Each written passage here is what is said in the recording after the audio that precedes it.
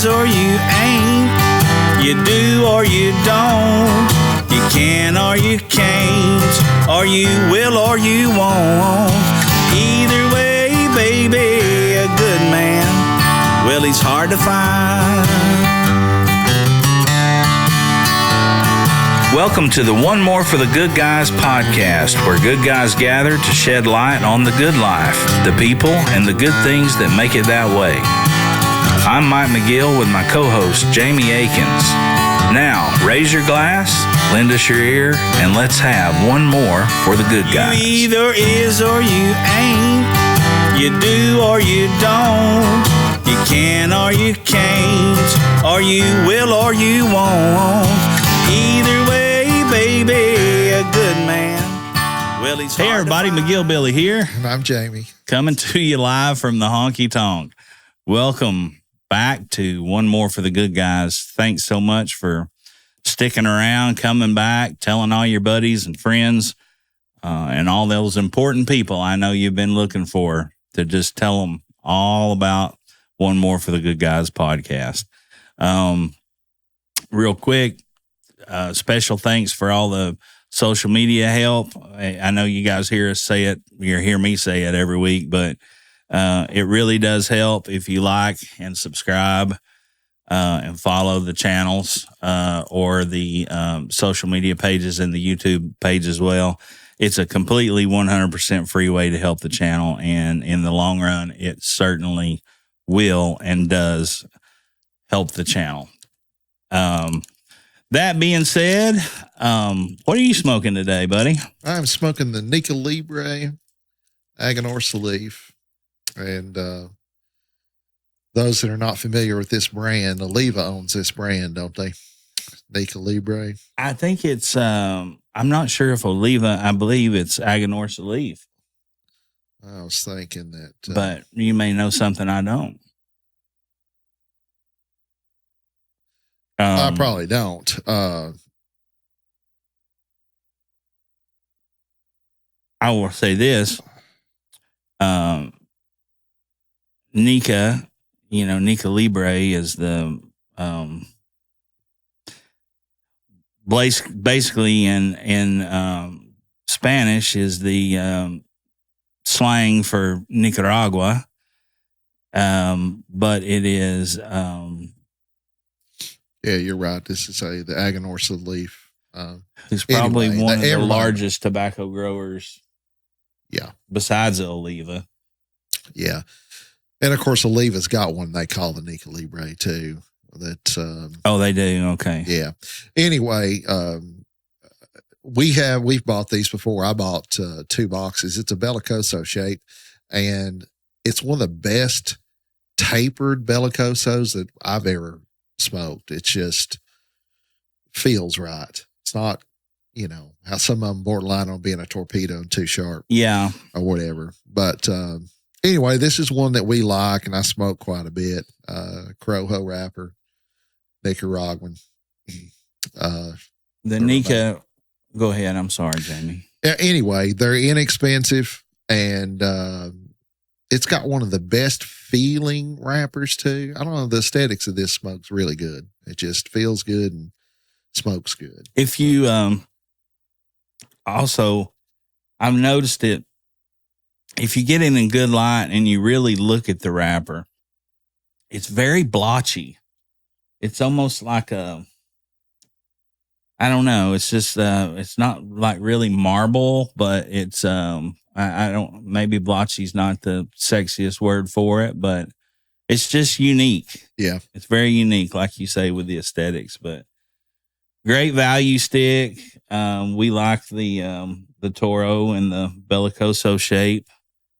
What is that? Like a 6 by 52. Yeah. Perfect size. Yeah. And, box is, hovers around 110, but you can find them cheaper than that. They're $5 stick. But fantastic smoke, very medium. You can smoke this any time of day. I have. So it's, great with coffee. Yeah. In my opinion. Yeah. I smoke one. It's one of those coffee cigars that work for me for sure. But yeah, you turned me on to those. And you just took a chance, didn't you? Yeah. When we found those, there wasn't any, we didn't see it on one of the other reviewers' channels, unlike the cigar I'm smoking. I heard about this one on Cigar Hound Dog on his YouTube channel, and it is the Warped Chinchale in Robusto. I've smoked one of these on the show before, and I've said it before.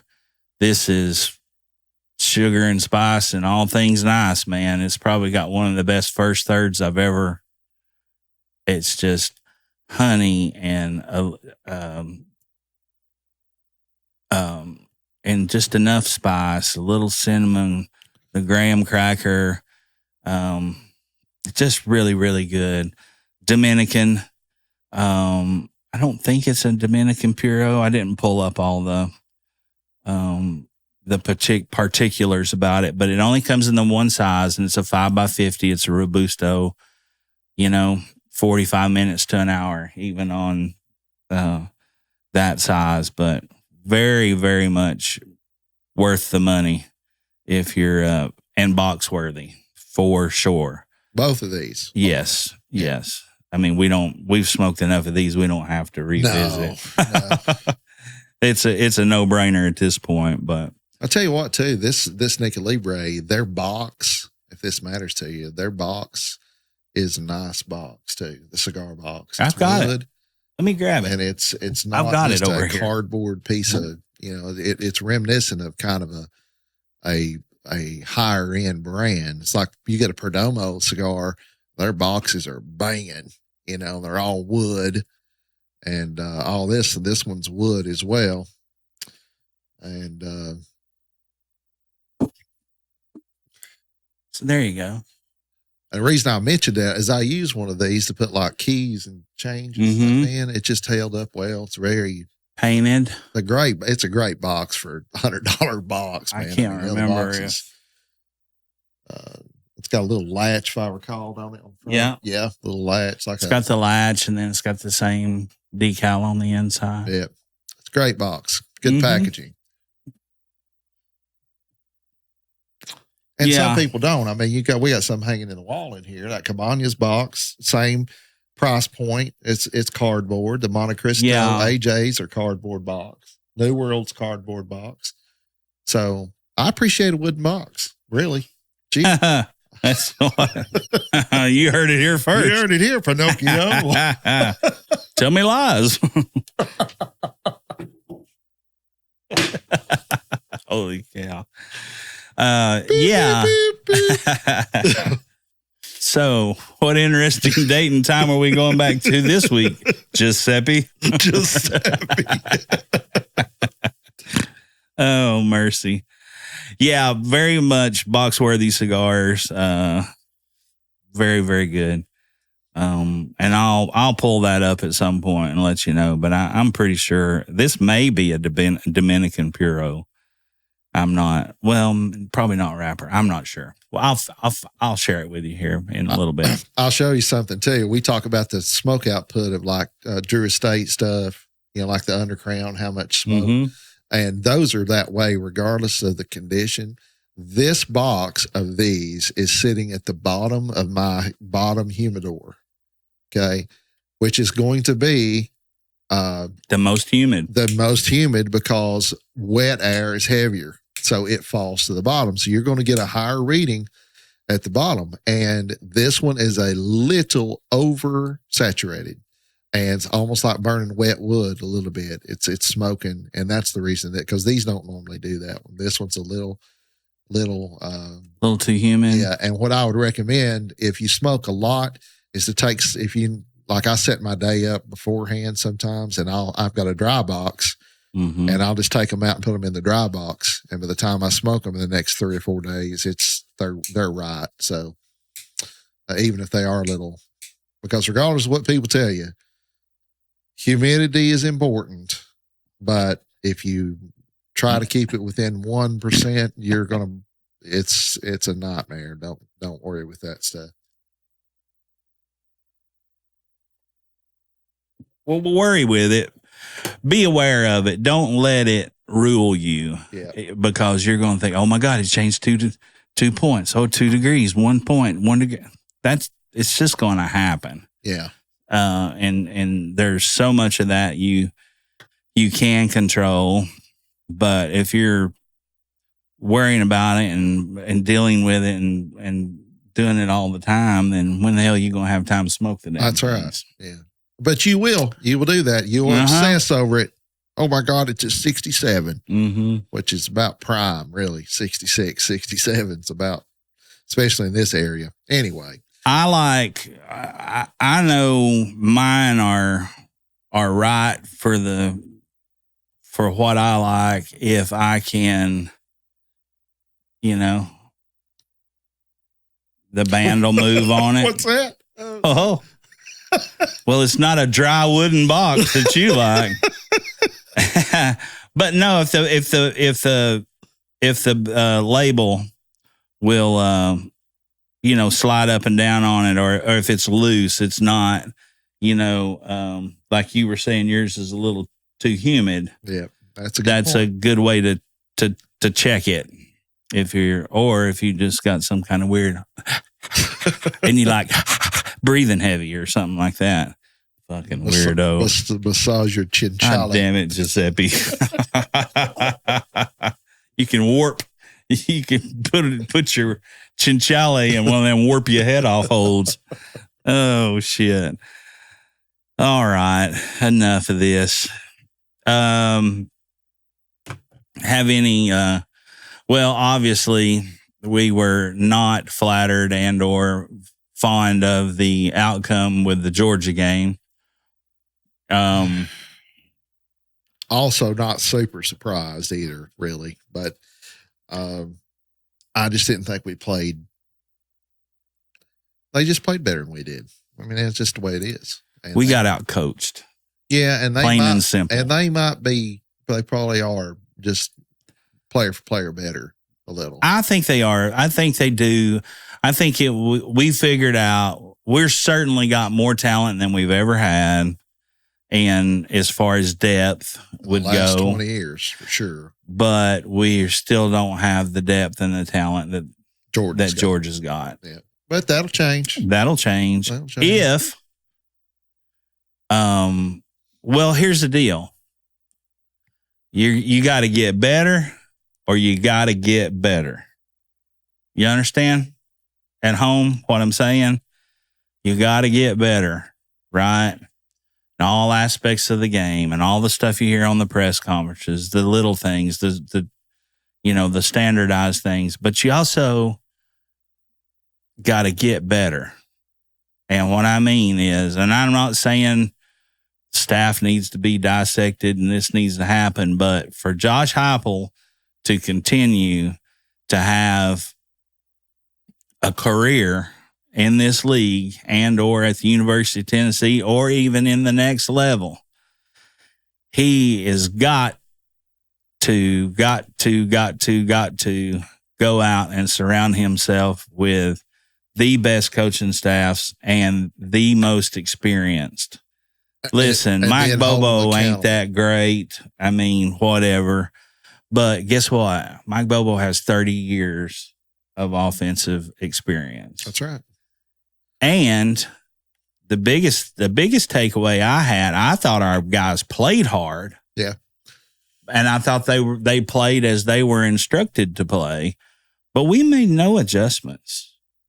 Hey, when your quarterback comes off the field and he looks like he has been rolling in a pig trough for 3 hours on a all white uniform, I might add, and Tom Petty and John Elway's illegitimate son comes off the sideline and looks like he's getting ready to go to a 5-star Michelin dinner. Then clean. I mean, cleaner than a Skeeter's Peter, as the old saying goes. That was the big thing. Is Beck good? Yeah, Beck's good, but hell, if you had all day to throw the ball too, and where was any blitzes or stunts or any mix-up? I mean, their tight ends ate our lunch. Oh, yeah. I mean, and the misdirection plays at the line of scrimmage, would have us, because we are an aggressive young defense, it got us overcommitted. Why were we not? Where's the versatility and or the creativity is the right word with our offense? I don't know. It ain't there. Man. It's not there. And it has been here since he's been here. This has been a really disappointing offensive era this season. And here's the thing. You go out and get these people, whatever, then you got to hold them accountable. Mm-hmm. It's like, look, nobody, you never hear anybody saying, well, he did a shitty job as offensive coordinator, or we don't want, it all falls on the head coach no matter what. And hey, man, who'd Saban go get? Kiffin. Then he goes gets Bill. Golly, Mike. That guy. It's not Riley, is it? No, that's Bill O'Reilly. That's one of those Fox bobbleheads on Fox News. Fuck that. I'm not talking about that son of a bitch. Golly. You know who I'm talking about, but he was with the offensive coordinator with the Patriots for a while, and quarterbacks coach. Any rate, if you don't get better, if you can't get better, you got to get better. Yeah, that's just the way. And if you're, he's his buddy. The OC is his buddy, and go get Bobby Petrino. He beat your ass this year. But he'd come to Tennessee. He don't want the head coaching job at Arkansas. I can tell you that right now. No. So, he went to the strip club with the girl on a motorcycle. That's right. He said, "Fuck it, hell with Little Rock." Or whatever, but he's good enough. They hired him back. No, absolutely. So, but you have to, and we know this as being a musician and being a performer and a professional. You have to be. I don't want to walk in the room and be the best.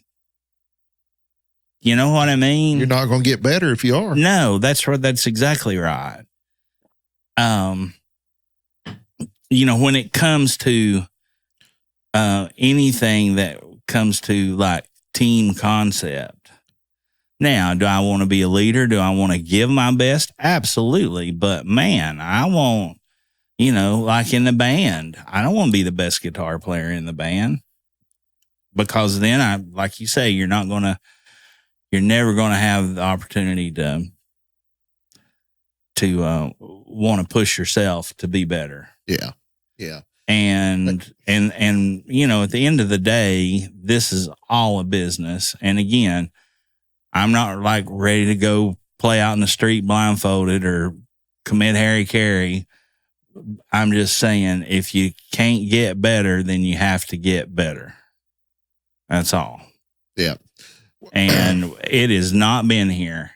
We have not used Dylan Sampson creatively the last 2 years.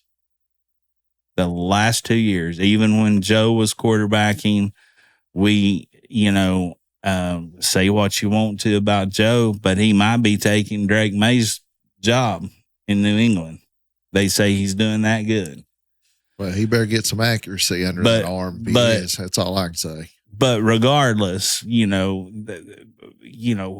is the swing passes? Where is the, we came out on that first, and it's like, okay, we came out on that first drive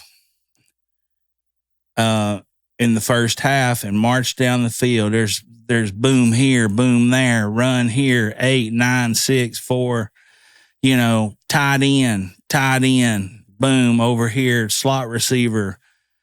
Now we're throwing to our number one, and we had all of this different stuff going on and never fucking did it again. Georgia ran one play with that tight end and scored that touchdown. And guess what? Some bitch scored another touchdown. And they got over if I'm remembering correctly, and you guys can check me on it, but I think they had over 150 something yards receiving just in their tight ends. I'm sure they did. I mean, it looked that way, but we just went away from it. Well, we didn't get there to begin with, really. What's the real key to the loss? The real key to the loss is you had to lean on your defense all year long, and then they didn't show up, and you got exposed. Is what happened. Well, because did they not show up? But Carson Beck had a clean uniform at the end of the night. Well, I understand, but I'm saying the players, our defense. I don't know. I think our players did what they were coached and schemed to do on the defensive side, and it was fucking losing. I think that we put a whole lot of faith, and maybe that's the case, but I think he put a whole lot of faith in our front four, and our front four is not the strength of our defense. How many times did you go ahead, James? I don't give a shit how many people say, oh, Pierce is the best player in the country. Pierce is not the best player in the country by a long shot. He is not. Is he got the potential to be great? Sure he does. But our front four got manhandled. And Ole Miss did the opposite of that.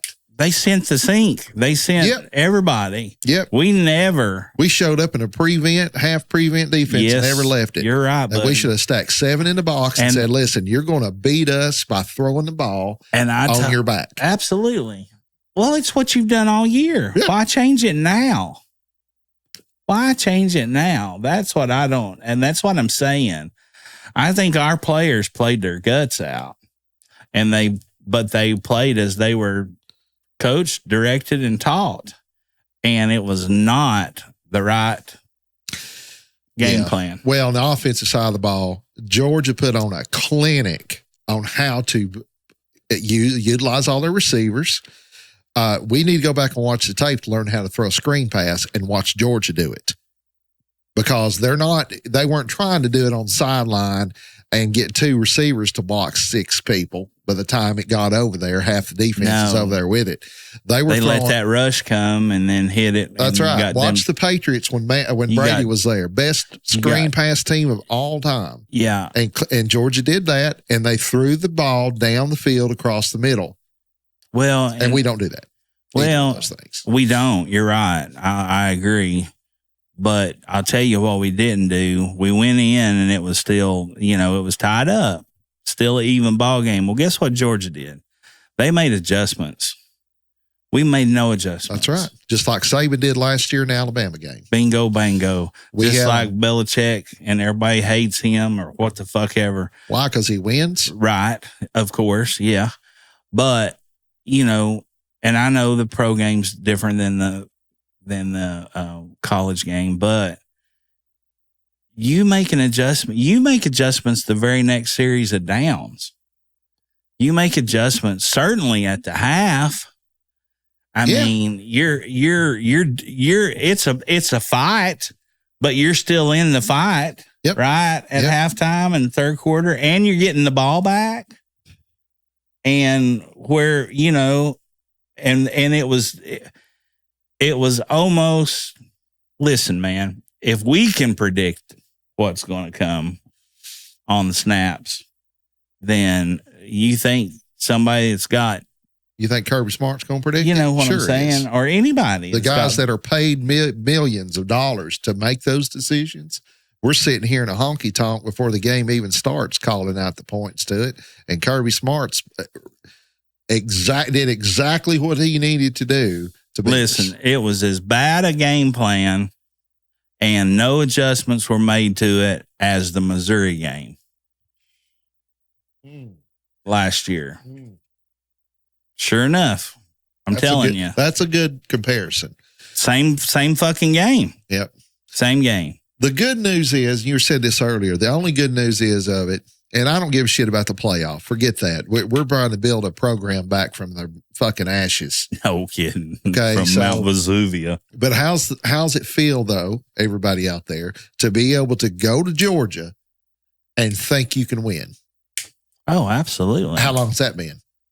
Go to Alabama and think, we can win, which you should have done last year when you were up. Well, and Saban kicked your ass in the damn locker room. We hadn't beat Georgia, Florida, and Alabama all in the same season since 2004. Still 8. 20 years. Well, Heupel's not beat Georgia yet, has he? Right. So, but you see what I'm saying? 20 years of that. Yeah, 20 years of taking a gut punch to one of the people you hate, you know, and then you did it again this year. But I think there is a major, major problem in coaching in general, not just here, but a lot of places. Listen, you put together a game plan. Okay. And like you said, all right, you put together a game plan and hope that it's effective against whatever the hell game plan they come up with. And then you find out it's not.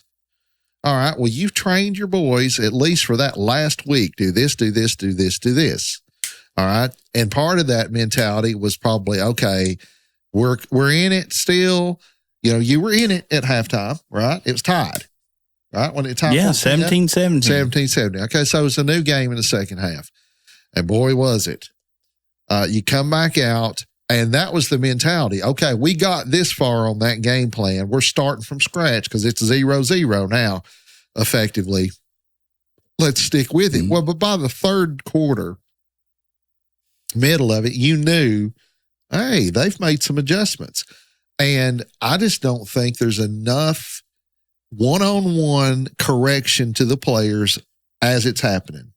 Like, hey, I didn't see no adjustments. Well, I mean, in general, not just this game. Yeah, Any of them. Hey, you see something happen, you go up to him and say, hey, you know this part right here you did right, but this part right here, this is what cost us this right here. Next time you're out there. That's what I'm saying. Active coaching.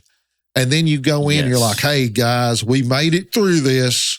We made it through this. We might survive this game. Let's keep doing what we're doing and hope for the best. That was the game plan in the second half. And obviously, now here's the thing. Heupel, you need to learn from that. Okay, that's a learning moment. You're playing a high school team, so you're going to have a breather this week with UTEP, University of Texas, El Paso. We've only played them once. The Miners. Yep, shut them out. Aren't they the Miners? Or yeah, the like Miners. That? Right. With an E. Fuckers. Go ahead, carry on. Carry on, Giuseppe. Having had worked in a mine, those folks. So you're playing a high school team this week. The prediction on the score, my God, I mean, they're going to come out and they're going to air it out finally because they ain't got nothing to lose. They know they can play around and whatever. It's going to be 49-7 or some bullshit like that. That's my guess, 49-7. But here's the real thing. Listen, Vanderbilt ain't no guaranteed win. Brown sugar. Vanderbilt's no guaranteed win. No, ask hell Alabama. No. Ask everybody they've played. Hell no. They are going to play us tough. If we it is not here, is it? No. If we don't get up on Vanderbilt by 21 points, we'll lose that ball game. Yeah. Or at least by 17. Yeah. If we're not up 17, we'll lose that ball game. Yeah, and you lose it's to the only Vanderbilt, hope you got. And it's the only hope you got. Because if you go tit for tat with them and let them stay around within 6 points, you're going to lose the game. Yeah, and if you lose to Vanderbilt, Darby's castle's coming down, buddy. They'll be calling for his head. Yeah. You go from being hero to zero really He'll be quickly. on the damn Brian Kelly. Boy, and it couldn't happen to a nicer I hate that. What the hell has Brian Kelly done for everybody to sit around and pat his ass and saying he's this great coach? He didn't win. I mean, never won a national title. What's he done? Underperformed in championship games. What's went to done? the Eagles and laid a damn zero. He ain't done nothing. What's he done? That right there tells you that there is a big need for quality coaches. There just are, and I don't think that's his strong suit. It's like wait and see. You're going to hear Les Miles. Watch and see if you don't hear Les Miles' name pop up. Do you think? How old's he? I don't know, but Petrino's coaching. Orgeron, that name's going to pop up. Go Tigers. Dan Mullen. Go Tigers. I noticed the ESPN, they had McAfee show. They had Mullen on the other night. Dan Mullen ain't never had a winning record, and he's going to be in the talks for some of these openings. Probably. So, well, there's more parity than ever, and these young and up and coming and/or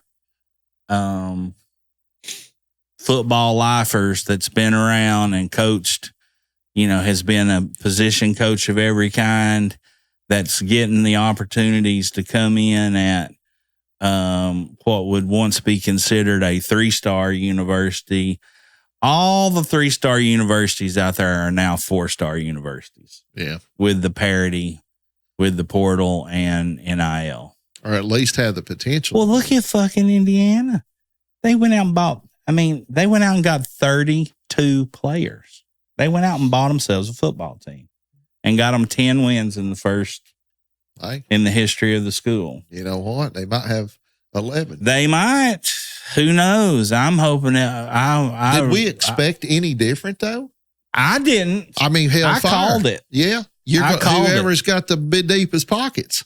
And it's going to be easier to hide extra money now because these kids got pocket money. Well, how are you going to discern somebody that's making $3 million a year in NIL versus $4 million in what he buys or she buys? You're not. Well, here's the other thing too, is what percentage, this would be a fun one to look up, what percentage of players that play Division I college football actually make it to the NFL? I would say probably maybe 10%. Oh, no, it's less than 1. You think? Yeah. Make it to the NFL and actually have a career. Well, but just making it. I would say it's incredibly low. Well, let's use your analogy about the kickers. There's only so many jobs. Right? About 1.6% of eligible NCAA football players are drafted. Okay, so what does that tell you about NIL? That tells me you got a kid that's making, let's say he's making $750 right now a year, or with endorsements, or however the fuck you got to say it. But let's say that's happening, and he's got take Dylan Sampson for instance. Now we know he's probably going to have the opportunity. He's probably going to get drafted, right? Yep. But you take maybe a running back from Indiana or some other, hell, maybe UTEP's got a player that's a position player that's close or could, or is thinking or hoping, dreaming. But,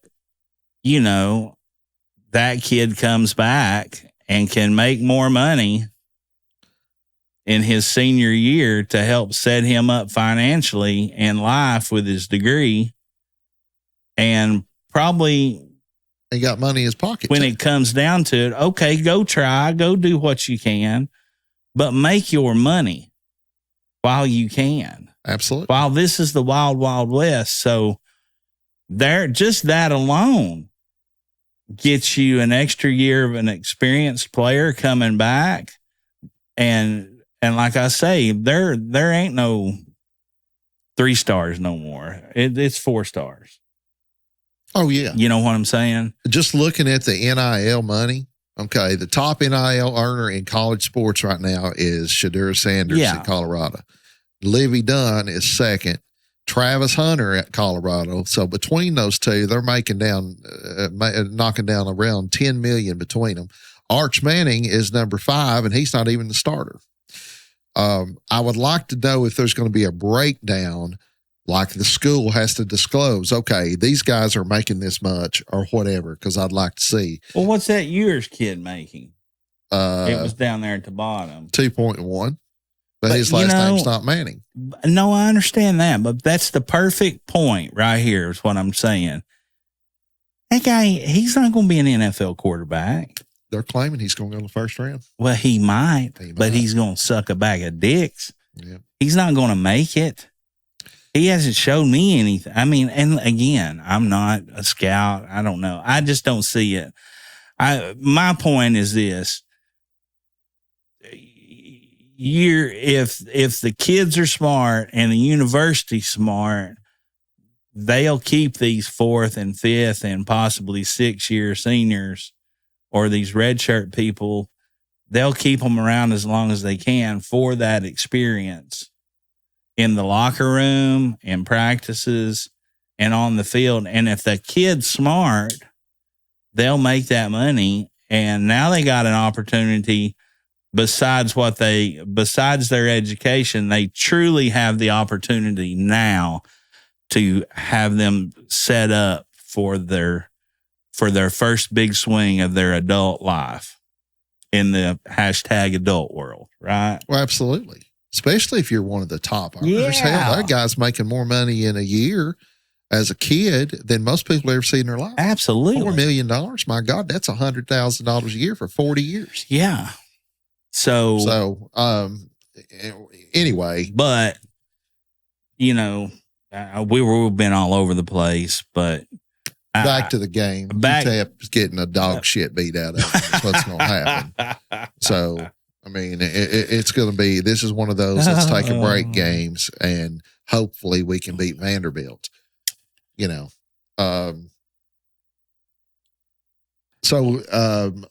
What's your prediction on your score?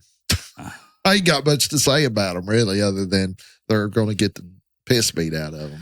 Yeah, I don't, I mean, what are they in are they an independent, or are they in the conference? Are they in they're in that damn, I just seen it. I could have been a little better prepared with that, but we faced them, during the USA Conference USA. We have faced them in the past. 1986, we beat them 26-16. 1990, beat them 56-0. In 2018, we beat them 24-0. Oh, I thought we'd only played them one time. No, this will be the fourth in time. School history. Okay, I got you. So, I'm going to say, I'm going to say, for whatever reason, 37-10 was in my mind, but that may be a little shy. It may be a 50. I mean, UT needs that. I mean, especially considering that ESPN and the college football playoff committee is deeming a win at Arkansas for Texas was a good win, but a loss to Arkansas at Arkansas was a bad loss for us. What the fuck? This is a bunch of biggest bullshit I've ever seen. They need to do it like basketball. They need to be quadrant wins, and they need to be taken into consideration points, spread, home, away, winning streaks, all that, just like NCAA when they're ranking and putting their season together. It's ridiculous. But now all those smart people, commissioners and whatnot, have decided that, they signed up for this, right? They signed off on it. Yeah. I mean, it's a better system than we had. So that's the only good part of it, is you got more teams that have a chance to prove they're number one. That's the only, I'm sure they're going to be tweaking it for years. So it's not going to be something they're going to stick with, but. Oh, it's going to be like road construction. They're not even going to get it tweaked. And now they're going to be 16 next time. Fucking orange cones everywhere. Yeah. All over it. Yeah. So anyway, it's going to be a blowout. And the thing about it is that we have some issues, like you've mentioned, with this team and this staff, but they're fixable. It's not like, oh my God, we're not even competitive or whatever. It's fixable. It is all, in my opinion, in my humble opinion, it is all on our coaches' shoulders. Period. From here out, it's all on them because they have the pieces. They have more and better talent than they've had in years, and they cannot continue to be satisfied with mediocrity. And Heupel, I'm afraid, is going to have to put on his big boy pants. And I mean, because this offense that nobody had an answer for, and creativity and all the stuff that we've seen, well, they must think if you do it once, you can't ever do it again. Apparently. And I do not understand that philosophy, but he's got enough things on his shoulders over there being the head coach. He needs, I heard this, and I think I told you this at the game, and I'm going to get off this subject as well, but I was listening to the Ball Network on the way to Trailhead, and I heard an interview before the game with Tim Banks, our defensive coordinator. Yeah. And I heard him say, and I thought it was in reference to the Mississippi State game, but it wasn't. This was a foreshadowing of what was to come at Georgia, and I was afraid of that. Oh, man. But he was like, sometimes you have to change things up a little bit to put the right looks for situational football and all the other cliche things they like to say. But basically, what he could have said was, we're going to show up in a half prevent defense and not rush the quarterback. We're going to show our strength in coverage versus letting these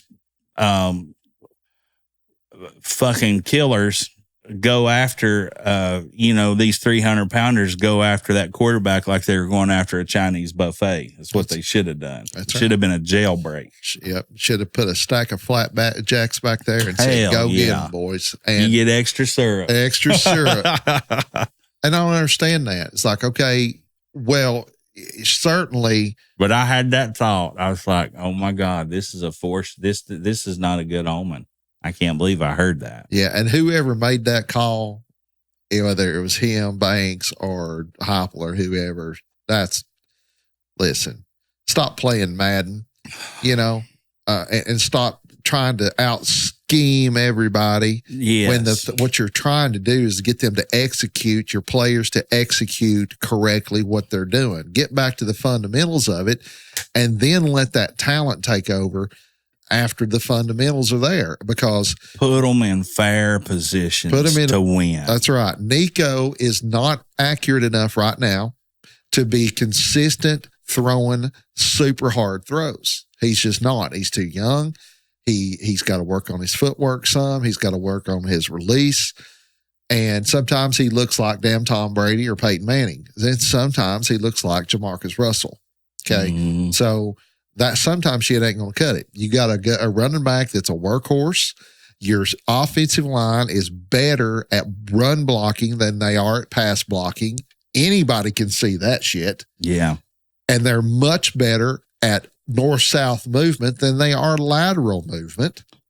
Because if you watch, you remember the first game, the misdirections and the hellfire, the motions, but you know what I'm saying? Like, yeah, but motion and that's great.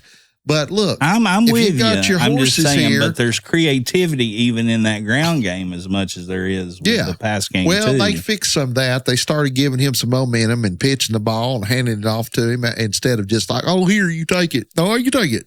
No, you take it. Yeah. And fumbling every damn time. Your offensive line, if you'll watch the tape, I've noticed several times that offensive line on runs, they're downfield just like plowing people. Yeah. But if they have to move 2 inches left or right, they get beat. Okay, so what do? You work on an inside game, and you get in the middle there and let your back make it. And that's what they've done, some of that. But what you don't do is to sit back there and have these long developed pass plays that he's going to have to get out of the pocket to complete. At anything you do play action, Yeah. Well, your play action's worthless if you're not throwing the ball downfield. How about that one right well, there? And you have no play action if you can't throw the fucking football. Well, yeah. Yeah. But if you can't run the football either, you can't. That doesn't set it up. But I'm with you. I'm saying the play action is if you're not in the damn shotgun all the time. I mean, it's unheard of, but I'll tell you somebody's doing it pretty fucking good right now. Jared Goff's doing it pretty good under center, isn't he? And play action in Detroit and running the ball and giving it to your guys. I mean, come on, man. It ain't. Well, play action too. If you're, like you said, if you're snapping it back there, and that don't mean shotgun, play action hand in here, freezing the defensive backs and so forth is only worth the damn if your offensive line can give you time for them to make a decision. If my front four is just mauling them, so that's what you're saying when you say when you can't throw the ball downfield. Yeah. I got you. If I don't have to put pressure on you outside of the four down lineman, right, you're not throwing the ball. Yeah. I'm going to be in your backfield every time. So how do you alleviate that? You throw quick slants. You stop this bullshit to the sideline. You play New England Patriot football. Exactly. That's what you do. You get rid of that son of a bitch. Yeah, that's right. And you keep them off of you. It's just like boxing. It's a jab. It's a defense mechanism as much as it is an offensive weapon. Well, that's a good analogy. We throw no jabs. No, we can't jab. We are a haymaker, right? Yeah. Or some little let's hug bullshit that we ain't got no in between. And the jab's the most I heard. I forget who is on that Tyson debacle. Oh God! They were talking about the jab being the most important. Tell me something, Jamie. Yeah. Did your Netflix over? Did he keep scrubbing? That fucking fight was fixed. Oh man, there ain't no way in hell that was. It was awful. What a joke. Anyway, about as big. Look for Mike Tyson to go to the WWE though. I'm calling that one. Well, he's already been there once. I know, but he told, they said, I'm going to fight Logan next. Well, if he's going to fight Logan, Logan's coming to box or he's going to do it in WWE. Yeah. So I hope it's the WWE because he's a character and he'd be good at that. Yeah. Well, he might fucking win. Yeah, might win. Anyway. And he can show his big ass again. Yep. Because Raw's moving to never.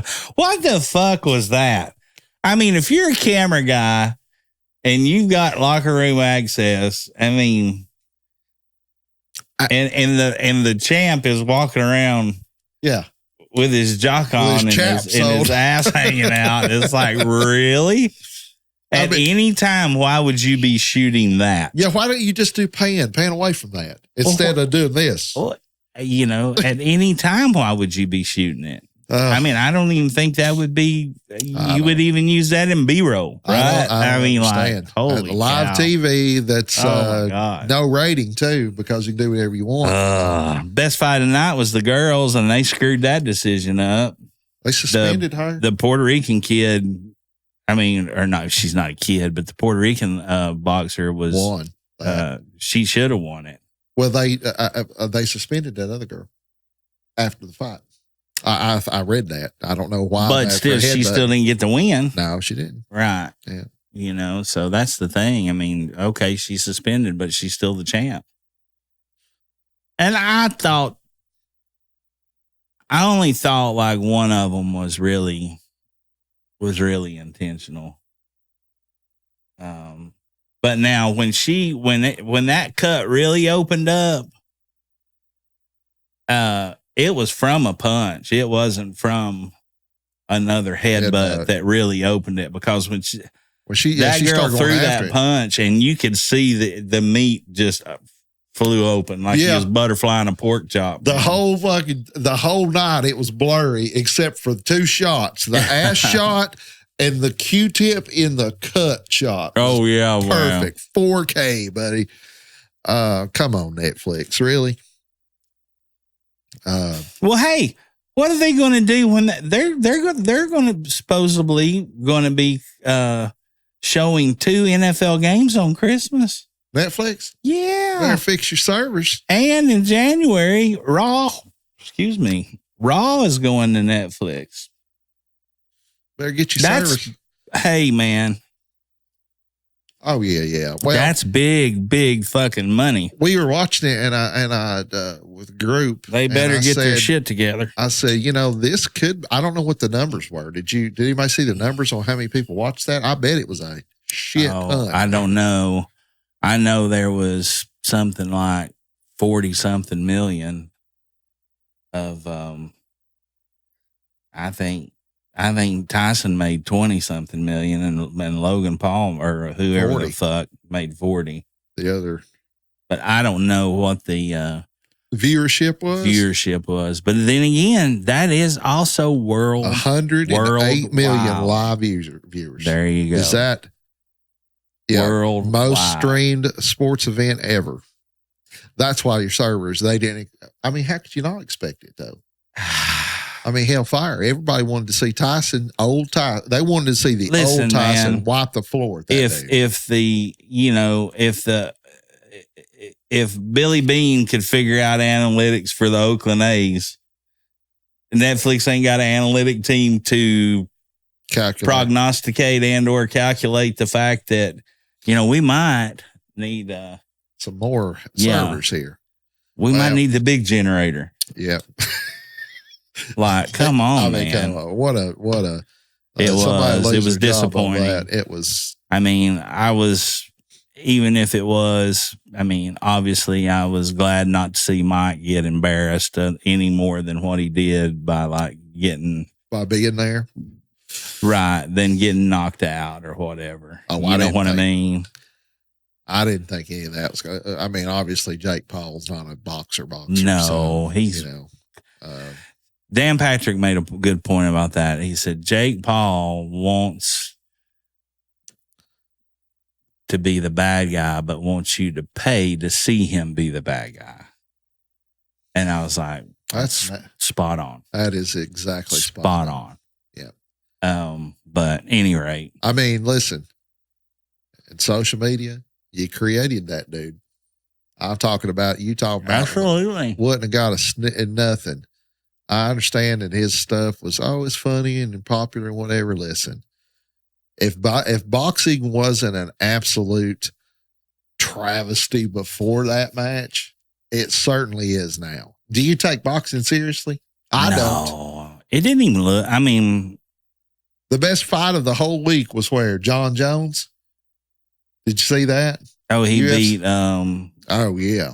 Steopic or whatever it was. And then I didn't see put it. Him in retirement. I heard about it. A guy said he's hanging it up. He's done. And I heard Dana White say that John Jones is the greatest fighter ever. Yeah, could never be. lost. Well, I heard him say all this. But anyway, UFC with a different subject, but is boxing dead? That's a topic for discussion. I think boxing's dead. Yeah.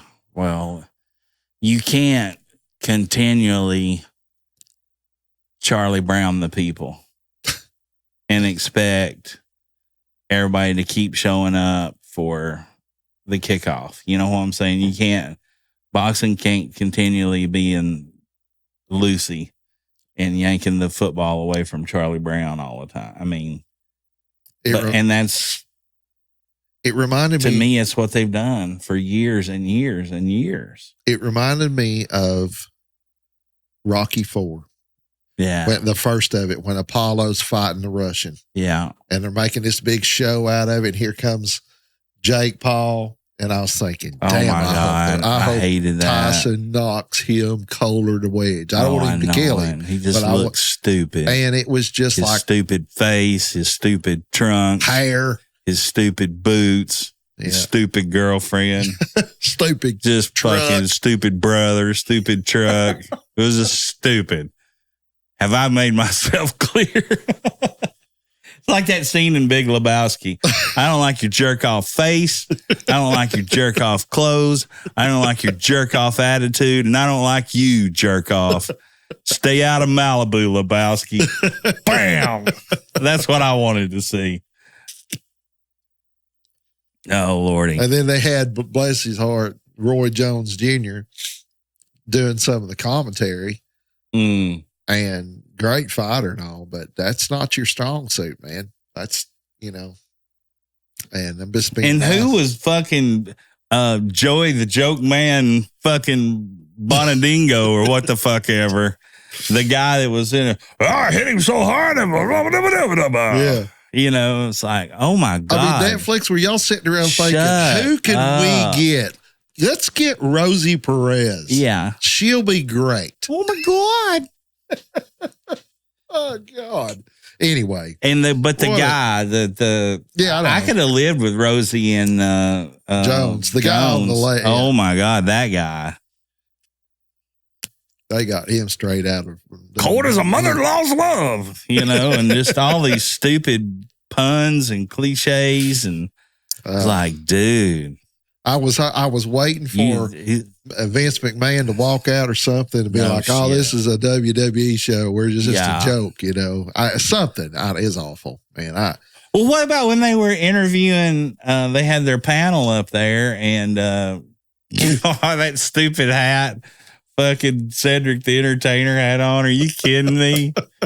Oh my God. Looked like he got lost at a fucking Moroccan buffet somewhere. Who's not doing anything? Where's the couscous? Where's the couscous? It's like, fuck. Call Cedric the Entertainer. He can go. Oh my God. But like when they were trying to talk to Holyfield and the mic wasn't working or he couldn't hear them in the ears, and Holyfield just sitting there like. And then other stupid face, Jerry Jones, is trying to talk, and he can't say shit with a mouthful of it either.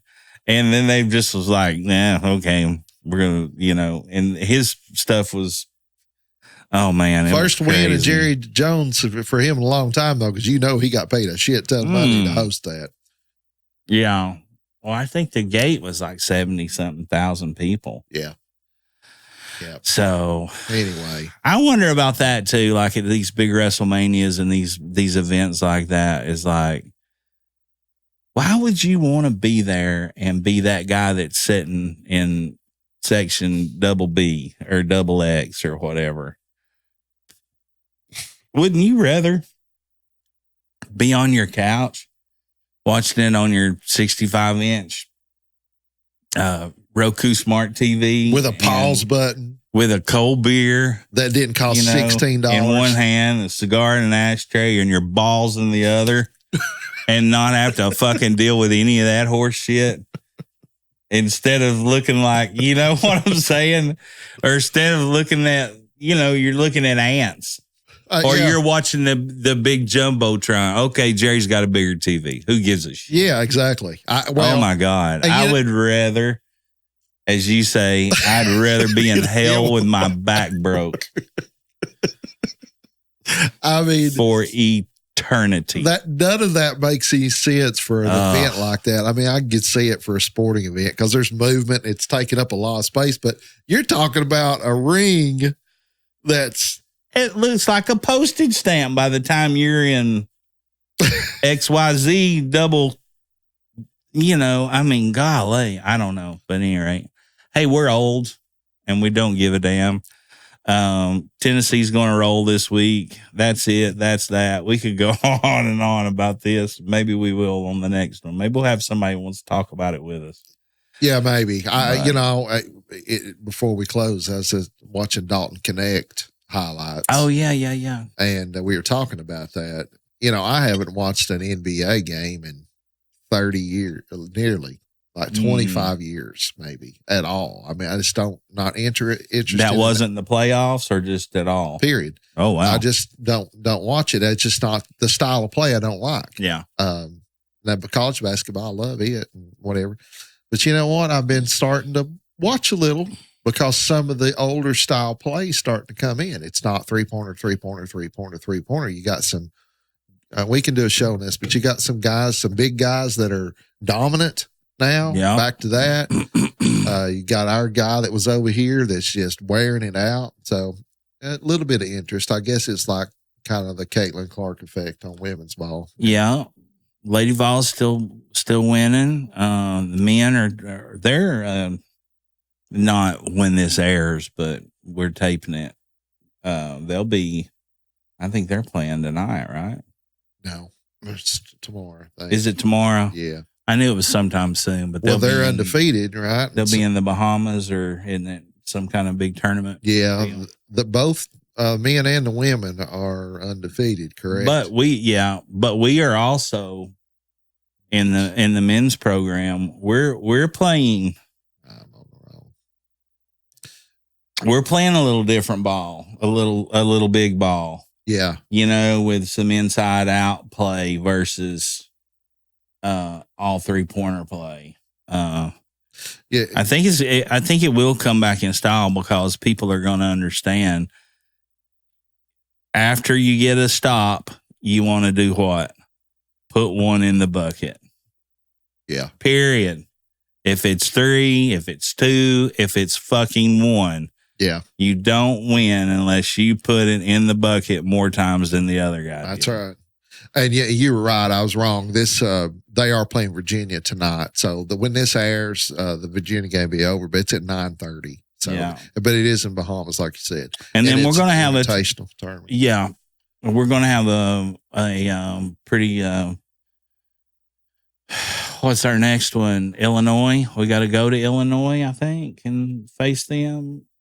After all, maybe not the next one. Maybe it's within a month or so, but Illinois is going to be a tester for us because they've got a pretty good program. Although Alabama run them out of the gym this week too. Alabama's pretty good though. Yeah, they give us a fit. They gave us a damn fit last year. Fucking piece of shit, Nate Oates coach down there, and you can tell all your people that, and not because he's at Alabama. He's a worthless human being. But being at Alabama really put an exponential. I showed him, didn't I? Yeah. Well, he's scared now, man. He made more in the last week, and we'll make it in 2 years. Who gives a fuck? Guys, like, fuck what you think. Anyway, cigar's good. This one's got a little bit of a draw issue, but could be the humidity factor. Yeah, probably is. I guarantee it. But still good. Flavor's great. I highly recommend these. Man, little spice, little bacon spice, brown sugar, honeysuckle, honey. This thing rocks, man.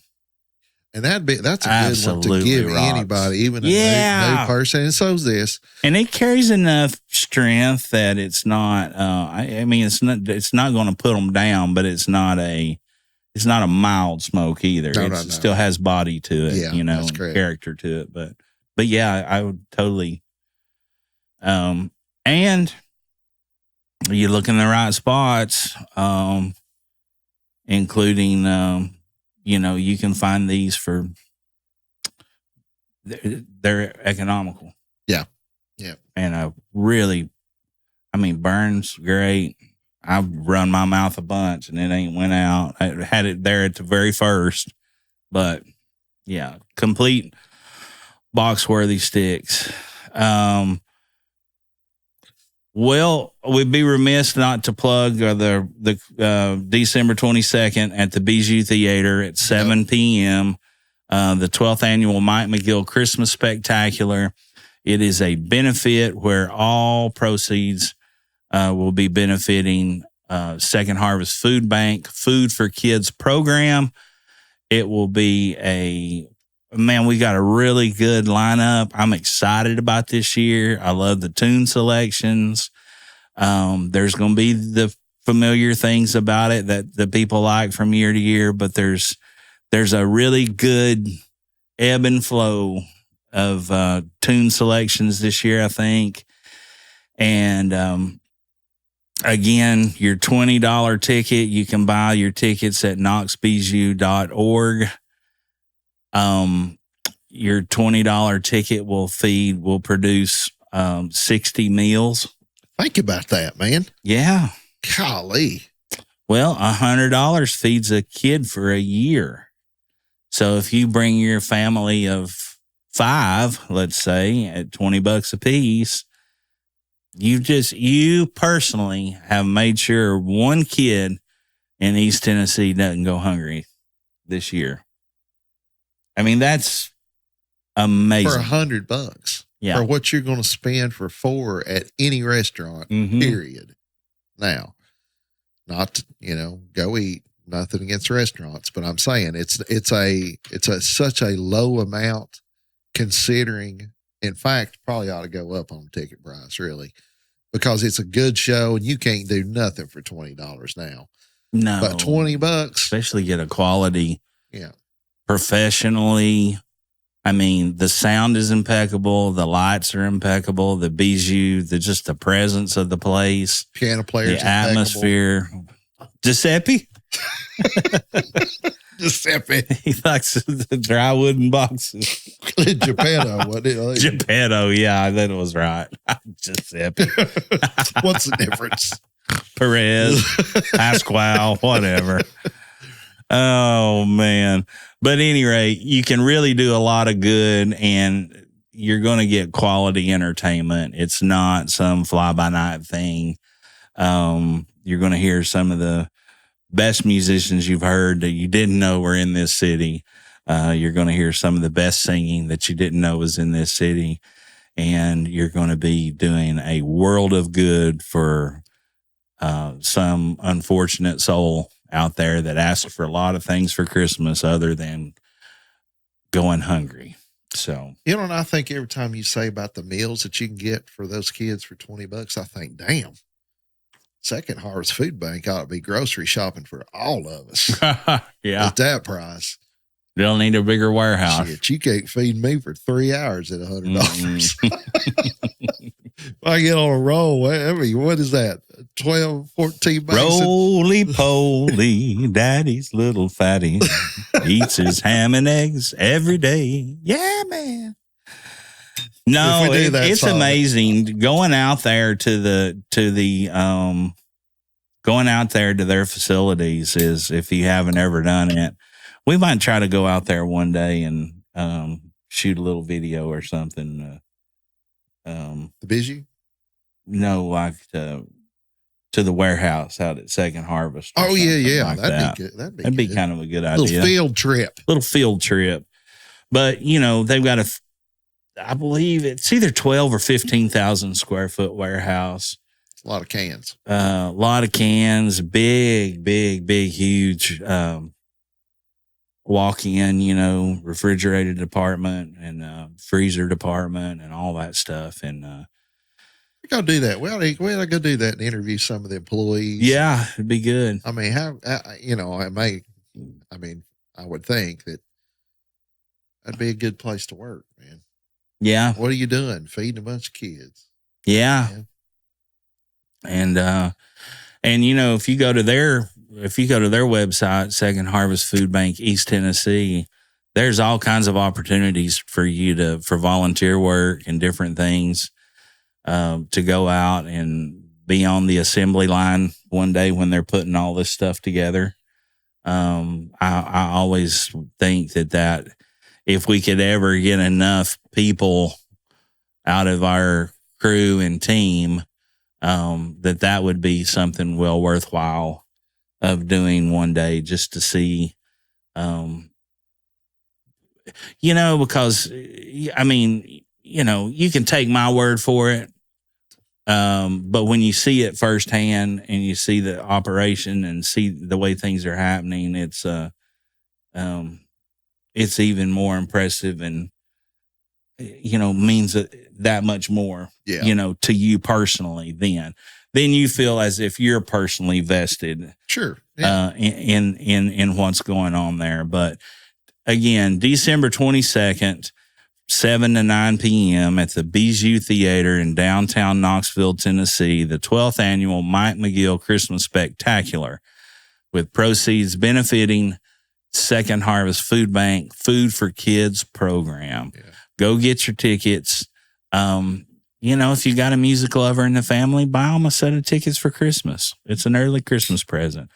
All songs are Christmas, and it's just it's something that's near and dear to my heart. And, maybe after I'm dead and gone, it might be my legacy and what they talk about.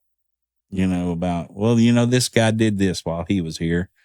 And if that be the case, then I'm good with that one. Yeah. Pretty good one. So you want to do another one of these, buddy? Oh, yeah. Well, you heard it here. Be kind. It doesn't cost a dime to be kind to everyone. But there's certainly a price to be paid for cruelty. So you heard it here. Life's too short to smoke bad cigars. I didn't mess it up that time. Cheers, everybody. That's one more for the good guys. You either is or you ain't. You do or you don't.